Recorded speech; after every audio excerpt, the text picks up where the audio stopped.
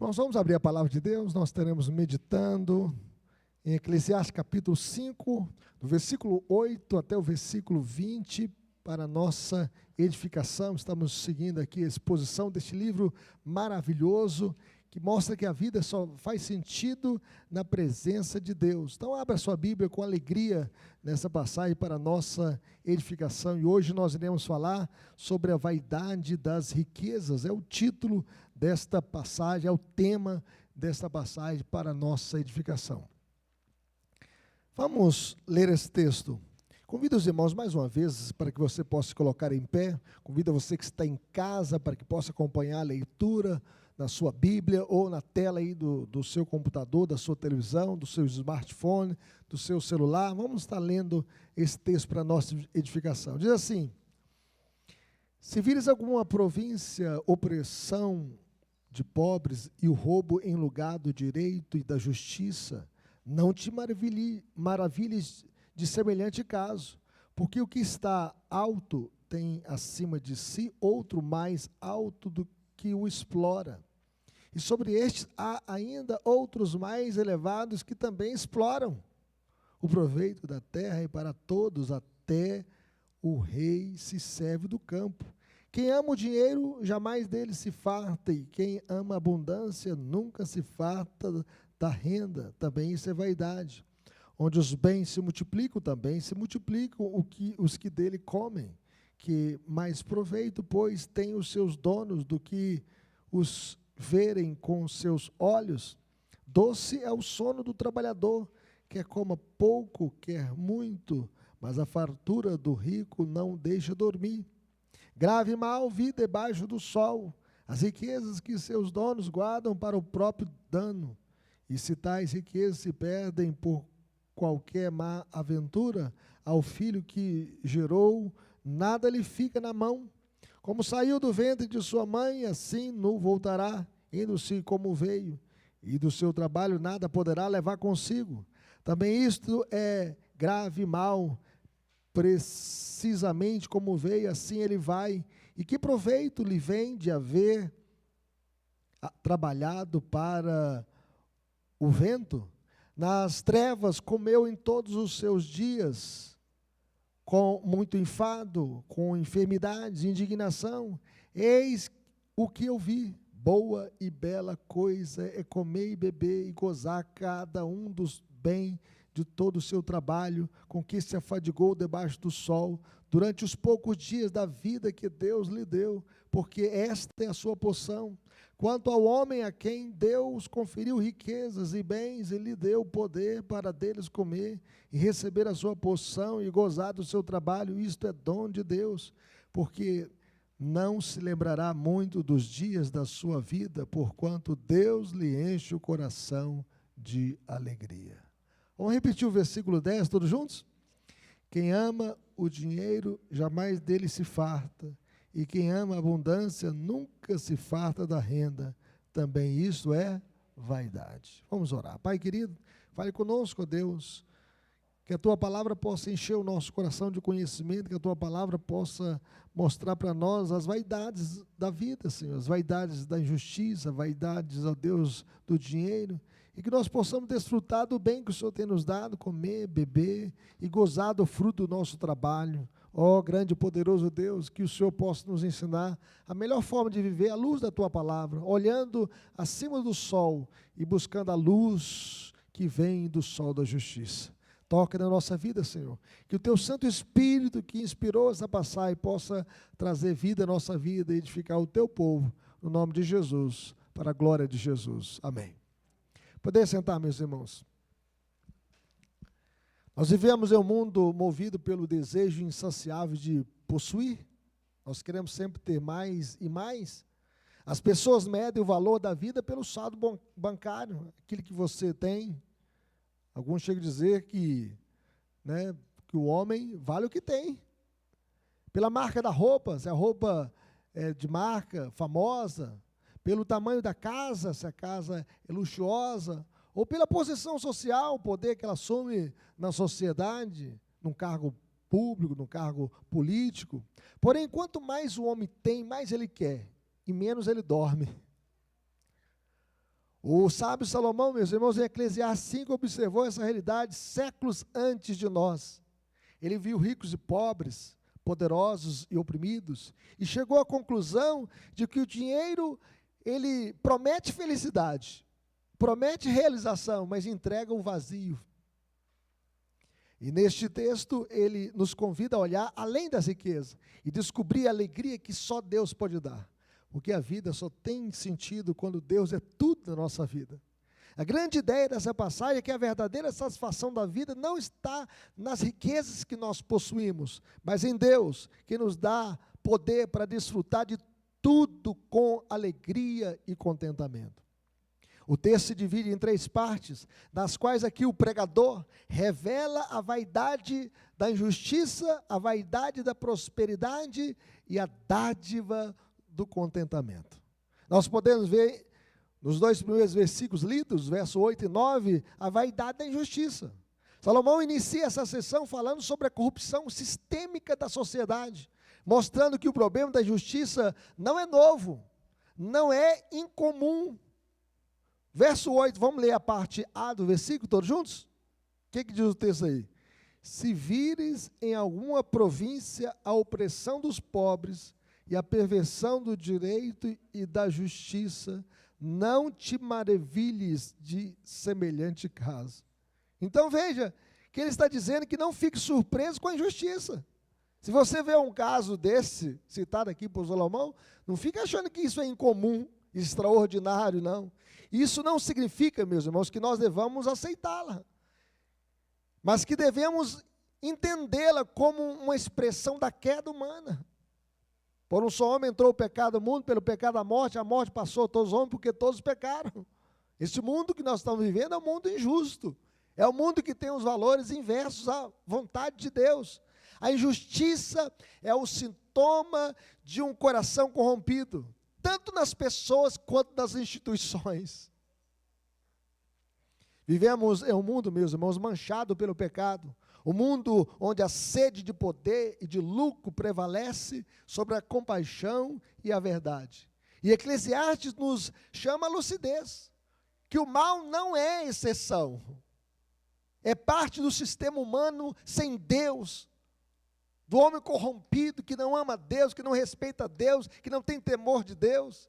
E Salomão, ele observa que existe uma hierarquia perversa, e ele chega a dizer, verso 8, a parte B do versículo, veja aí, porque o que está alto tem acima de si outro mais alto que o explora, e sobre estes ainda outros mais elevados que também o exploram. Veja bem, uma hierarquia perversa. Às vezes o chefe daquele departamento pisa do menor, mas acima dele tem um outro chefe que também o oprime. O texto descreve um sistema de exploração em cadeia, onde cada nível de autoridade oprime o inferior, pisa no menor. Martinho Lutero resumiu com sabedoria: sem um Salomão para exortar e consolar, o governo esmaga o homem e o destrói completamente. Completamente. A gente pode ver isso, a opressão que existe em muitos países totalitários, em muitos regimes totalitários, e até mesmo no nosso país. Quantas sentenças injustas, quantos julgamentos injustos, quantas administrações más, quantas pessoas sofrendo, sendo pisados por aqueles que estão no poder. Onde há temor de Deus, meus irmãos, o poder se transforma em bênção. Mas onde não há o temor de Deus, o poder se transforma em opressão, em tirania. Por que Salomão diz, não te maravilhes? Porque ele quer que vejamos a vaidade da injustiça. Ela é inevitável no mundo governado por corações vaidosos. O homem tem um fascínio pelo poder, pela posição, pelo status. Enquanto o homem tenta resolver o pecado com leis, o pecado, meus irmãos, continua dentro do legislador. Nós temos uma casa de leis, onde nós temos 513 deputados federais e 81 senadores.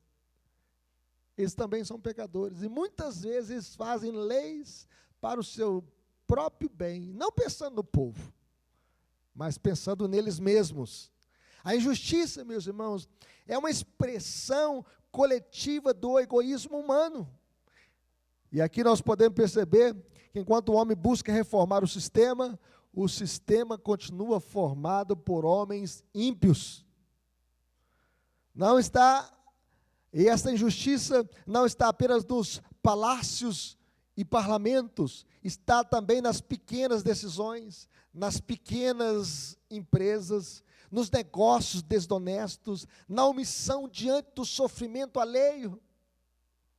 É como aquele sacerdote e o levita que passaram e viram aquele homem moribundo no chão, sangrando, sofrendo, precisando da sua ajuda. Ele passou de largo e não o atendeu, e não o ajudou.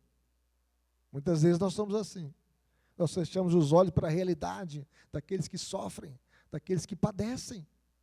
E nós precisamos ter aquele coração cheio de compaixão do bom samaritano que desce do seu animal, pensa as feridas daqueles homens, aplica óleo e vinho nas suas feridas, o leva para a hospedaria, cuida dele e diz: se alguma coisa gastares a mais, eu te indenizarei. Então nós devemos sofrer com aqueles que sofrem, chorar com aqueles que choram. Salomão está dizendo, meus irmãos, não se surpreenda, porque o problema não é o sistema, o problema é o coração do homem. Alguns chegam a dizer que o problema, é o coração do homem, porque o coração do homem é enganoso.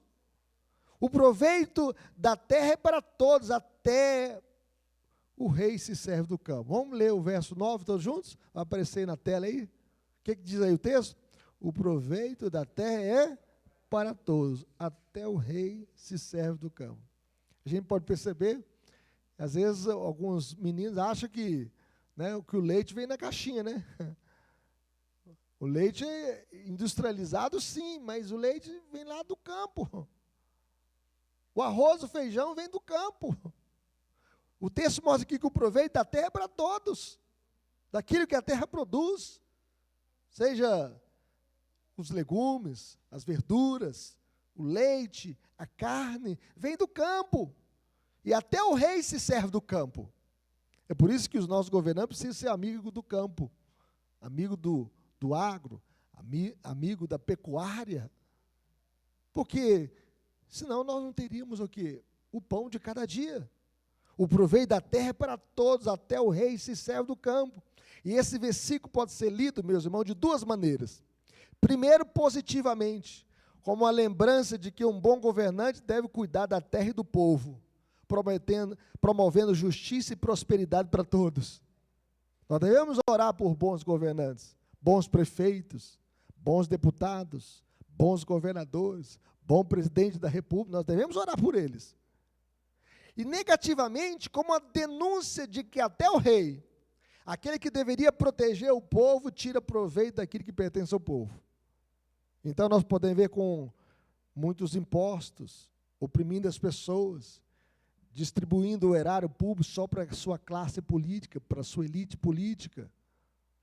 Segundo Philippe Graham-Hayek, enquanto vivermos nesta terra, meus irmãos, nós veremos pessoas pagando para chegar ao poder.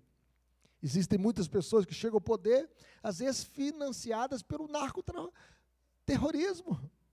A gente viu essa batalha ali no Rio de Janeiro, homens com fuzis, homens como Estado paralelo, e podem pensar, muitos são apoiados por aqueles narcoterroristas, muitos são apoiados por pessoas que estão ligadas ao narcoterrorismo, e são financiadas para chegar ao poder com o dinheiro do tráfico de drogas, porque é um dinheiro que encanta, um dinheiro fácil, e nós podemos perceber que, usando posições públicas para o lucro pessoal, manipulando o sistema para a sua própria vantagem, assim a injustiça, meus irmãos, é uma escada onde cada degrau pisa no interior, ou no inferior, naquele que está mais baixo. A injustiça é um lembrete doloroso de que precisamos de um governo maior. Nós precisamos do governo de Deus, do reino de Deus, porque no reino de Deus há paz, alegria e justiça. E nós precisamos do reino de Deus. Por isso Jesus nos ensina a orar: venha o teu reino, Senhor. Seja feita a tua vontade, assim na terra como nos céus. E a esperança, meus irmãos, de um mundo justo não está em reformas políticas, mas na vinda de um rei justo e eterno. A profecia de Isaías anunciou aquele que traria a justiça perfeita. Porque um menino nos nasceu, um filho se nos deu, o governo está sobre os seus ombros, e o seu nome será maravilhoso, conselheiro, Deus forte, Pai da eternidade, príncipe da paz. E o texto fala assim: para que se aumente o seu governo, e venha paz sem fim sobre o trono de Davi, sobre o seu reino, para o estabelecer e o firmar, mediante o juízo e a justiça. Nós precisamos, meus irmãos, às vezes você, quando entra num tribunal, numa sala de sentença, tem lá o crucifixo. Mas não basta ter o crucifixo ali, a cruz. Essa cruz precisa estar na mente dos nossos governantes, dos nossos juízes, para que eles tenham compaixão, para que eles possam ter o verdadeiro senso de justiça.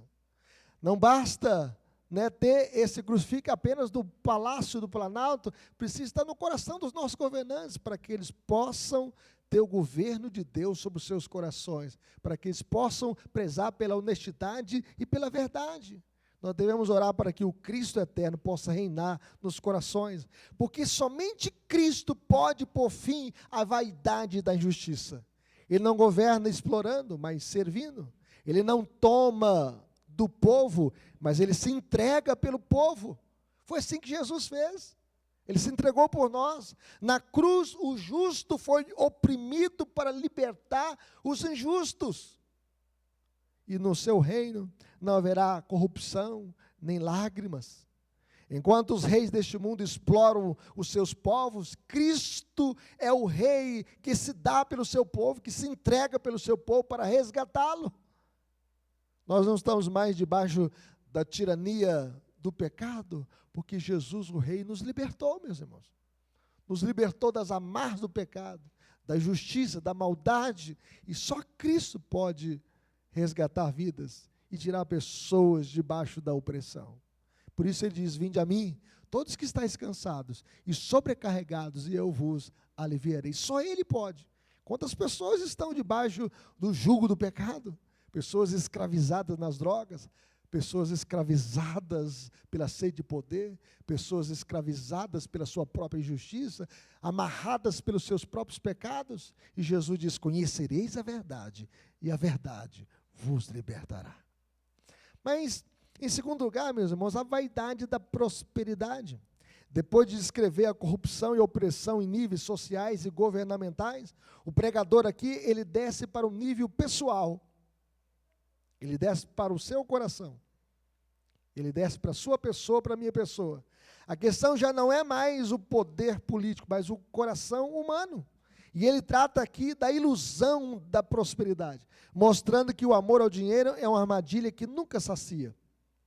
Quem ama o dinheiro, jamais dele se farta, e quem ama a abundância, nunca se farta da renda. Também isso é vaidade. Verso 10. Então nós podemos ver que Salomão, ele começa com uma verdade que soa como um provérbio: o amor ao dinheiro é insaciável. Quem ama o dinheiro, jamais dele se farta. O coração dominado pela cobiça é um poço sem fundo. O apóstolo Paulo reforça essa ideia, meus irmãos. Ele fala assim: o amor ao dinheiro é a raiz de todos os males, e alguns nessa cobiça se desviar da fé, se atormentando com muitas dores. Então nós podemos perceber aqui que o problema não é o dinheiro em si. O problema é amá-lo e fazer dele o centro de sua existência, como o seu rei. Como um homem, certa feita, falou comigo em Taubinha, muito tempo atrás, em 1993, ele bateu no bolso e falou: para mim, Deus é dinheiro no bolso. Porque você vai na farmácia e fala assim: eu tenho Deus, você não leva o remédio. Eu falo: eu tenho dinheiro, eu levo o remédio. Ele fez essa comparação, né? Eu falei assim: e quem te deu saúde para trabalhar e ganhar o dinheiro? Foi Deus. Então, tudo é de Deus. A sua saúde, sua força, sua inteligência. Se você tem alguma coisa, é porque Deus conserva a sua vida. Outra feita eu convidei alguém para ir na igreja, e ele falou assim, mas eu não vou na igreja, eu tenho que trabalhar para sustentar os meus filhos. Eu pensei, o dia que você morrer, quem vai sustentar os seus filhos? E ele, então diz, Deus. Aí eu falei, você precisa morrer para saber que Deus é que te sustenta, e sustenta bem os seus filhos. Então o amor ao dinheiro, meus irmãos, é a raiz de todos os males. Mesmo os homens mais ricos da história, como um homem chamado John G. Rockefeller, eles reconheceram esse vazio. John G. Rockefeller foi o primeiro bilionário do mundo. E ele foi dono de um stand-up de óleo. Ele ficou bilionário. E quando lhe perguntaram quanto dinheiro é o suficiente, ele respondeu, só um pouquinho a mais. O coração que busca satisfação nas coisas nunca encontra descanso. O dinheiro, meus irmãos, promete o que só Deus pode dar. Só Deus pode dar segurança, alegria e significado. Só Ele. Mas quando o homem deposita nelas a sua esperança, se torna prisioneiro de sua própria ganância, da sua própria soberba e também avareza. A solução para o problema da ganância é o contentamento cristão. É por isso que Paulo, mesmo preso por causa da fé, ele chegou a dizer, aprendi a viver contente em toda e qualquer situação, tanto sei estar humilhado, como também ser exaltado, de tudo e em todas as circunstâncias já tenho experiência. Então o amor ao dinheiro, meus irmãos, é traiçoeiro, porque nunca fica satisfeito. O amor ao dinheiro, aquele que ama o dinheiro, nunca dele se farta. Eclesiastes nos mostra aqui 4 razões pelas quais a prosperidade é vaidade. A riqueza atrai aproveitadores. Veja comigo o verso 11. O que diz o verso 11? Todos juntos? Onde os bens se multiplicam, também se multiplicam os que deles comem. Então nós podemos perceber, quanto mais o homem possui, mais pessoas tentarão tirar proveito de sua fortuna. Parentes, empregados, parasitas, credores e até o governo. Se você ganha mais, você vai pagar mais imposto. E pode chegar a 28%, 27% e meio daquilo que você ganha, descontado diretamente da sua folha de pagamento. O rico vive cercado de bocas famintas e olhos cobiçosos. É por isso que eles fazem muros tão altos, tantas cercas elétricas, tantas câmeras, com medo de perder o que tem. E faz seguro disso, daquilo, com medo de perder o que tem. Então Salomão sabia bem o que era isso. As suas mesas alimentavam milhares. Quando você, por exemplo, lê 1 Reis, capítulo 4, 26 a 28, eu vou ler aqui na linguagem de hoje, ele fala assim, os mantimentos que Salomão precisava todos os dias eram, olha o que ele precisava, 3.000 quilos de farinha de trigo. Já pensou que é isso? 3.000 quilos de farinha de trigo. 6.000 quilos de farinha de outros cereais. Ele precisava de 10 bois gordos, 20 bois de pasto, 100 carneiros, fora veados, gazelas, coços e aves domésticas. E Salomão, ele tinha 4.000 baias para os cavalos dos seus carros de guerra, 12.000 cavalos de cavalaria, os seus 12 administradores regionais, cada um no seu mês, fornecia os alimentos que Salomão precisava para si e para aqueles que comiam no palácio. Os administradores não deixavam faltar nada. Cada um também fornecia sua parte de cevada e de palha, onde eram necessárias para os cavalos que puxavam os carros de guerra e para os animais de trabalho. Veja bem o quanto ele precisava para manter o seu palácio, para manter a sua posição. E o resultado, quanto mais se tem, menos se desfruta. A abundância torna-se fardo e não bênção. O homem vê a sua riqueza com os olhos, mas não desfruta com o seu coração. Mas vejam bem, meus irmãos, a outra vaidade aqui da prosperidade é a riqueza tira o sono. A pessoa não consegue dormir. Tem muitas pessoas que para dormir, por causa daquilo que ele tem que tomar um remédio controlado. Veja o que diz o verso 12. Vamos ler juntos? Doce é o sono do trabalhador, quer coma pouco, quer muito, mas a fartura do rico não deixa dormir. Ele está pensando, essa bolsa sobe, essa bolsa desce. Ah, a bolsa subiu, perdi milhões. Ou melhor, desceu, caiu, perdi milhões, subiu, eu ganhei, ele fica todo feliz. Mas se perdeu, ele fica deprimido. Há uma ironia divina aqui, meus irmãos, um homem simples que trabalha duro, dorme em paz. Trabalhou o dia inteiro, 8 horas, enfrentou 2 horas de ônibus, chegou em casa, tomou um banho, jantou, deu um beijo nas crianças, abraçou a esposa e dormiu tranquilo. O rico, cercado de conforto, sofre de insônia. O trabalhador dorme cansado, o rico dorme preocupado. O primeiro confia em Deus, o segundo confia em suas posses, naquilo que ele tem. Esse é o retrato da modernidade. Quanto mais temos, mais ansiosos, mais doentes nos tornamos. Quantas pessoas têm tudo? Uma mesa farta, mas não têm apetite, porque perderam a saúde. Estão deprimidas. A riqueza também é passageira. Veja o que diz o verso 13 e 14. Vamos ler? 13 e 14. Grave mal vi debaixo do sol as riquezas que os seus donos guardam para o próprio dano. E se tais riquezas se perdem por qualquer má aventura, ao filho que gerou, nada lhe fica na mão.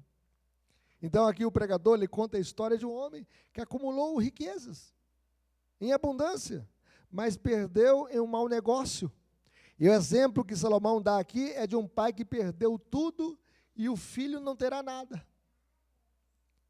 Uma herança, uma casa, nada.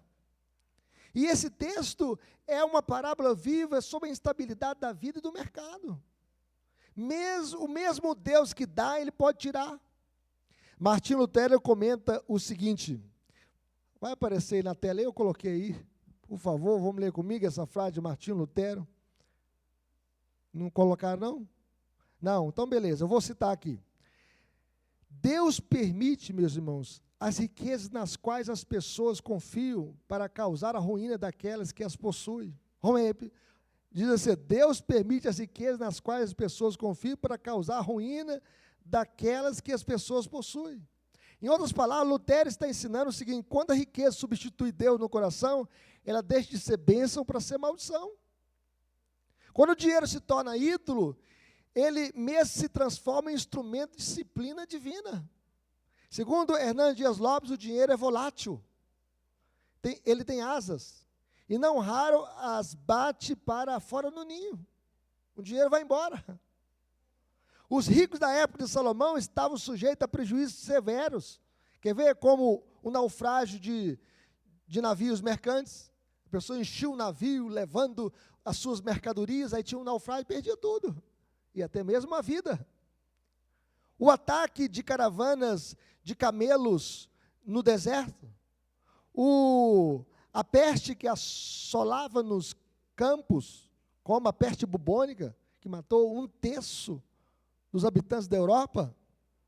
A seca que fazia mirrar a semente no vento da terra, como acontece no Nordeste do Brasil, em outras regiões do país. Uma tempestade, um tornado que se abateu no rio bonito do Iguaçu, no estado do Paraná. 90% da cidade foi atingida com aquele grande tornado e pessoas morreram. Também, meus irmãos, a horda de terroristas que atacava as terras. Naquele tempo também já tinha movimento sem terra, né? Invadindo as fazendas, as propriedades, botando fogo, destruindo os maquinários, como acontece hoje em algumas fazendas pelo Brasil afora. Matava os trabalhadores, sequestrava os frutos da lavoura. Pessoas que entravam nas fazendas e destruíam tudo. Não devemos, meus irmãos, confiar na instabilidade da riqueza. Eu fico pensando na Ucrânia, nesses mais de 3 anos já de guerra ali. Quantas pessoas perderam tudo? Uma bomba que caiu na empresa dele, destruiu tudo. Caiu na casa dele, acabou com tudo. Nós devemos, meus irmãos, juntar tesouro no céu, onde a traça e a ferrugem, os ladrões, não podem tirá-lo de nós. porque onde está o teu tesouro, aí está o teu coração. Salomão diz em Provérbios 23, 4 e 5. Abra sua Bíblia em Provérbios 23, 4 e 5. Abra o seu texto nessa passagem. Veja comigo aí o que diz Salomão em Provérbios, o livro da sabedoria. Veja o que diz o texto. Verso 4 e 5. Vamos ler? Não te fatigues para seres rico. Não apliques nisso a tua inteligência. Porventura, fitarás os olhos naquilo que não é nada? Pois certamente a riqueza fará para si asas, como a águia que voa pelos céus. Seu dinheiro tem asas? Quer ver uma coisa? Quer ver que tem? Aqui, olha, a riqueza fará para si asas, como a águia que voa pelos céus. Nas palavras de Emílio Garófalo, você sabe disso. Seu salário chega e voa. Não é assim? Voa para todo lado. Voa para a companhia elétrica. Voa para a televisão a cabo. Voa para a operadora do cartão. Voa para a companhia telefônica. Voa para o condomínio. Voa para o aluguel da casa, se você não tem casa própria. Voa para o plano de saúde. Voa para a oficina mecânica. Voa para pagar impostos. O seu salário chega e voa. O seu dinheiro, meus irmãos, voa que nem águia. Tanto tempo atrás, né? E Salomão ensinando aqui a gente, ó. E outra coisa. E se você ficar doente e precisar ir para o médico, voa mais ainda. Voa mais ainda. Então o seu dinheiro voa que nem águia. A riqueza, meus irmãos, não acompanha o homem à eternidade. E depois dessa vida, tudo aquilo que você acumulou não vai levar nada ainda. Veja o que diz o verso 15 e 16. Vamos ler? Como saiu do ventre de sua mãe, assim nu voltará. Indo-se como veio. E do seu trabalho nada poderá levar consigo. Também isso é grave e mal. Precisamente como veio, assim ele vai. E que proveito lhe vem depois de haver trabalhado para o vento? Como é que você nasceu? Nu. E como é que você vai sair dessa vida? Nu. A roupinha que vai colocar no seu caixão, alguém que vai colocar em você. Vai escolher aquela roupinha lá do seu guarda-roupa, a melhor que você ia, quem sabe, numa festa. Vai servir para colocar o seu corpo naquela mortalha. Esses versículos, meus irmãos, ecoam o testemunho de Jó. Jó, quando ele perdeu tudo, ele perdeu os seus bens, ele perdeu os seus 10 filhos, e ele então diz: nu eu saí do ventre da minha mãe, nu voltarei, o Senhor me deu, o Senhor tomou, bendito seja o nome do Senhor. O homem nasce sem nada e morre sem levar nada. Tudo que acumula fica neste mundo, não leva nada. Randy Arcon, ele chegou a dizer: quanto mais você tem, mais você deixa para trás. Vai ficar sua casa, seu carro, sua poupança, suas joias, suas roupas, seus sapatos, seus brincos, suas sandálias, tudo vai ficar para trás. A riqueza, meus irmãos, produz vazio e amargura. Veja o que diz o verso 17, todos juntos? Nas trevas comeu em todos os seus dias, com muito enfado, com enfermidades e indignação. O pregador aqui, ele pinta o retrato sombrio do avarento. Ele vive nas trevas, adoece na alma e termina amargo. Quem vive para o dinheiro se torna prisioneiro do que o possui. O resultado é isolamento, insônia, ira, dor, tristeza. E quantas famílias, meus irmãos, se destroem por causa da herança? Quantos mataram os seus próprios irmãos por causa da herança? Quantos casamentos se consomem por causa do amor ao dinheiro? Quando a pessoa casa, é meu bem. Quando a pessoa vai divorciar, são os meus bens. É assim. A ganância é um ídolo que cobra caro e exige nossa alegria e nossa paz. Mas o Evangelho, meus irmãos, nos oferece a solução para essa vaidade. Jesus, sendo rico, se fez pobre por amor de nós. Aquele que tinha toda a glória, se fez pobre por amor de nós, para nos enriquecer com a sua graça. E Ele nos liberta da escravidão e da vaidade do dinheiro, ensinando que a verdadeira riqueza está em ser rico para com Deus. O dinheiro é um bom servo, mas um péssimo patrão. E Jesus, Ele chega a nos ensinar, tendo cuidado e guardai de toda e qualquer avareza, porque a vida de um homem não consiste na abundância dos bens que ele possui.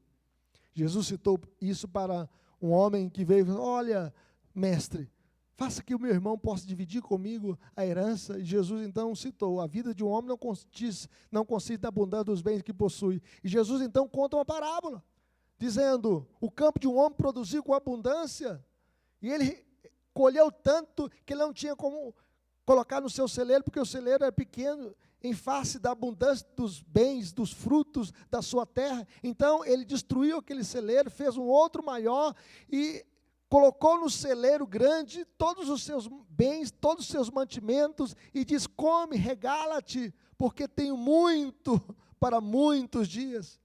E Deus então falou: louco, esta noite te pedirei a tua alma, o que tens preparado, para quem será? Assim é o que entesoura para si mesmo e não é rico para com Deus. Jesus conta essa parábola.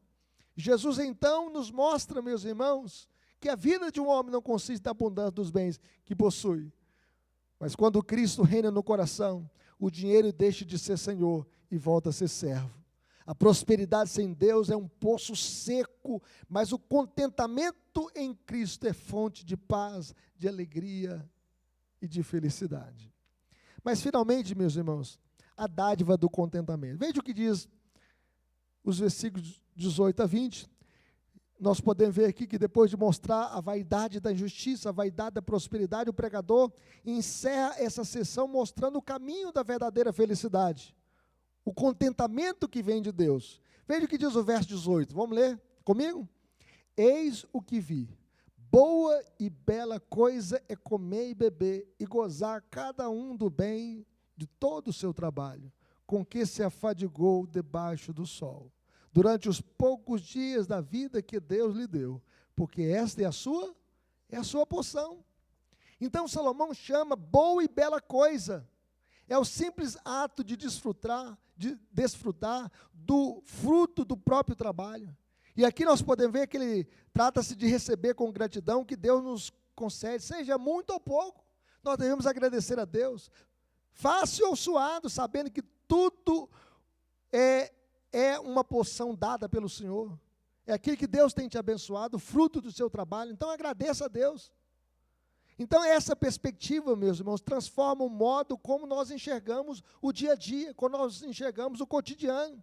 A vida, mesmo em sua brevidade e imperfeição, é um presente de Deus, e nós devemos agradecer a Deus. O contentamento não nasce das circunstâncias, mas o contentamento nasce na confiança daquele que governa as circunstâncias. E nós devemos confiar no Senhor e agradecer a Deus aquilo que nós temos. Veja o que diz o verso 19.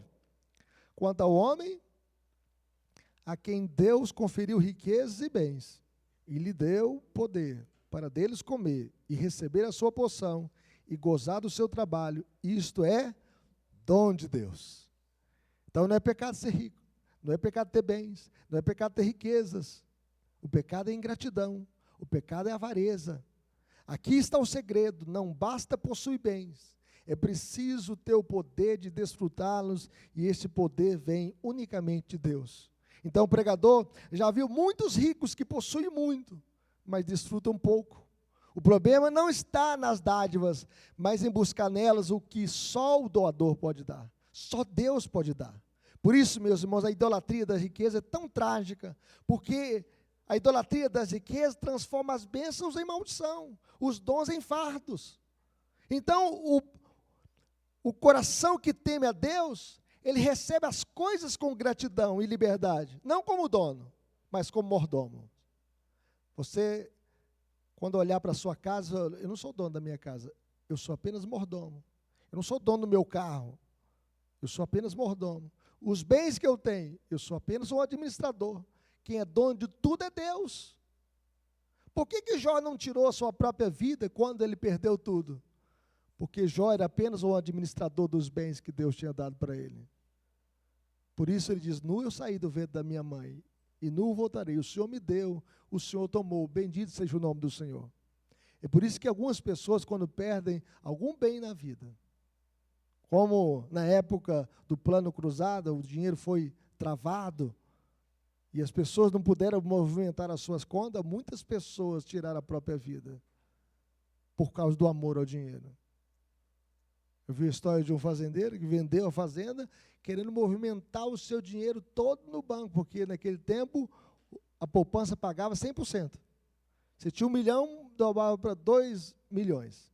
Você ia no supermercado, aí você ia comprando e viu o dono do supermercado mandando os funcionários remarcando o preço diário.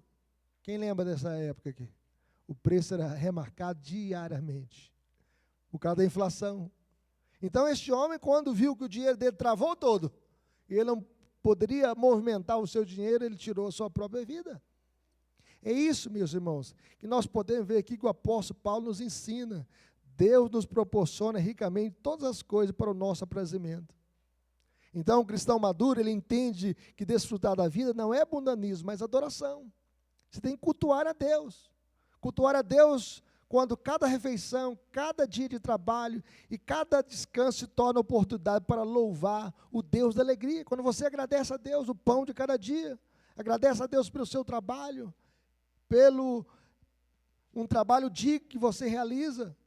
Então, veja o que diz aqui, porque não se lembrará muito dos dias de sua vida, por quando Deus lhe enche o coração de alegria.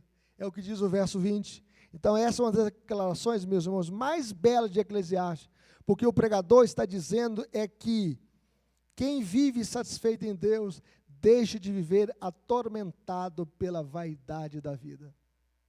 É na presença de Deus que tem plenitude e alegria. A alegria dada por Deus é tão profunda que o passado e o futuro perdem o poder de nos aprisionar, e nós então vivemos o presente com paz.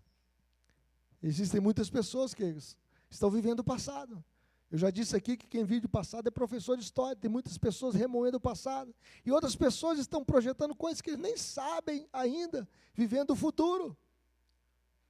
E aqui nós podemos ver que isso não é esquecimento vazio, mas é o preenchimento divino. Quando o coração está cheio de Deus, não sobra espaço para inquietação da verdade. Deus é a fonte da verdadeira alegria, da alegria eterna. Na presença de Deus, a plenitude de alegria. E concluindo, meus irmãos, Salomão, ele percorreu aqui o caminho da justiça, da ganância, da prosperidade, para nos mostrar um fato simples e libertador. A vida só faz sentido quando Deus é o centro da nossa vida, da nossa casa, dos nossos sonhos, dos nossos planos. A riqueza pode comprar conforto, pode, mas não pode comprar a paz. A riqueza pode encher os cofres, mas não pode encher o coração. A vaidade das riquezas está em prometer plenitude, entregar o vazio. Mas o contentamento em Deus transforma o pouco em muito, porque o pouco com Deus é muito, e o muito sem Deus não é nada. O simples em belo, o trabalho em culto e o cotidiano em celebração. O pregador encerra dizendo que Deus enche o nosso coração de alegria. Eis o remédio, meus irmãos. Eis aqui a solução para a vaidade deste mundo, um coração cheio de Deus. Que você possa ter o seu coração cheio de Deus, porque quem tem Deus tem o suficiente, mas quem não tem Deus jamais terá o bastante. Está sempre correndo atrás do vento. Cristo, meus irmãos, é a verdadeira riqueza que não se perde, que não se corrompe, que não se acaba. Ele é o tesouro escondido no campo, o bem supremo que vale mais do que todo o ouro da terra. Existem muitas pessoas que trocam Jesus por bem desta vida, por vil metal. Em Cristo nós aprendemos a viver com gratidão, a trabalhar com propósito e a desfrutar com alegria. Nós podemos ver que Judas Iscariotes traiu Jesus por 30 moedas de prata. E ele traiu aquele que é o bem mais precioso. E ele é chamado filho da perdição. Trocou Jesus pelo vil metal. A maior dádiva não é o que possuímos, mas quem possuímos, o próprio Deus. Como viveremos? Em primeiro lugar, com gratidão pelo que temos. Agradeça a Deus. Aqui o pregador diz: boa e bela coisa é comer e beber, e gozar cada um do bem de todo o seu trabalho. Comer e beber e desfrutar do bem de todo o seu trabalho. Isso é bênção de Deus. Então pare de medir a sua vida pelo que falta e comece a agradecer a Deus pelo que Ele já te concedeu. Agradeça a Deus por aquilo que Deus já colocou na sua casa, na sua vida. A gratidão, meus irmãos, é a raiz do contentamento. Quer ser feliz na vida? Seja grato. Quando reconhecemos que tudo é porção dada por Deus, cada refeição, cada salário, cada momento se torna um motivo de louvor. Então agradeça a Deus. A Bíblia diz: em tudo dai graças, porque esta é a vontade de Deus, em Cristo Jesus, para convosco. Mas finalmente, meus irmãos, conviveremos moderação no uso dos bens. É bom receber de Deus riqueza e boa saúde para aproveitá-la, alegrar-se com o seu trabalho e aceitar a parte que lhe cabe na vida, são, sem dúvida, presente de Deus. Então Deus nos dá o poder para desfrutar e não para desperdiçar. Então use corretamente os bens de Deus, como um mordomo de Deus, como um bom administrador. As bênçãos materiais devem ser usadas com sabedoria, com generosidade, com propósito. E a moderação é o fruto do Espírito que governa os nossos desejos. Então use o que Deus lhe deu sem idolatrar o que você tem e sem desprezar o que recebeu. Não idolatre nada que você tem. Porque o dia que você perder, que você não possa morrer junto com o bem que você perdeu, mas que você possa agradecer a Deus pela vida que Ele te deu. Então, seja grato ao Senhor e usufrui das bênçãos que Deus tem te dado, com sabedoria, com generosidade e com propósito. E, finalmente, como viveremos? Com alegria centrada no coração. O verso 20 fala assim: e você não sentirá o tempo passar, pois Deus encherá o seu coração de alegria. O seu coração de alegria. A alegria verdadeira, ela não nasce das posses, mas nasce da presença de Deus. Não tem alegria dentro do lar onde Cristo não esteja presente. Não tem alegria num casamento onde Jesus não esteja presente. Não tem alegria num trabalho, meus irmãos, onde Cristo não esteja presente e você faça tudo aquilo para a glória de Jesus. Então, quem vive em comunhão com Deus, ele não precisa se apegar às coisas deste mundo, porque o seu coração já está cheio do bem maior, e o bem maior é Cristo. Quando Deus enche o coração, o dinheiro perde o poder, e a vida, mesmo breve, torna-se plena, abundante.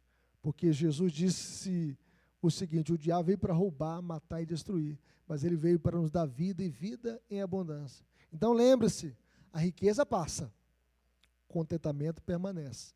O ouro enferruja, os bens que nós temos, nós podemos perdê-lo, mas a alegria que nós temos em Deus, ninguém pode tirar. É uma alegria eterna, é uma alegria verdadeira, é uma alegria para sempre.